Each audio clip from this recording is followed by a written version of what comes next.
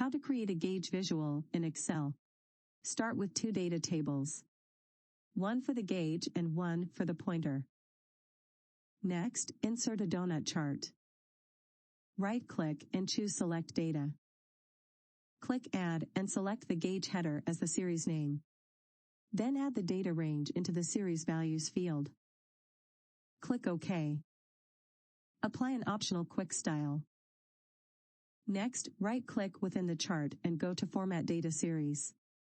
Under Series Options, adjust the angle of the first slice. Then, right-click on the bottom section of the donut chart and select Format Data Point, then select No Fill under the paint bucket icon. Update the colors as needed. Now, we need to add the pointer. Right-click on the chart and choose Select Data. Click Add and select the pointer header as the series name. Then add the data range into the series values field. Next, right-click on the outer ring and select Change Series Chart Type. Select the pie chart.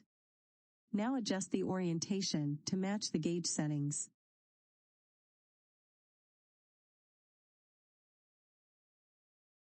Finally, hide the extra slices within the pie chart by right-clicking and selecting No Fill.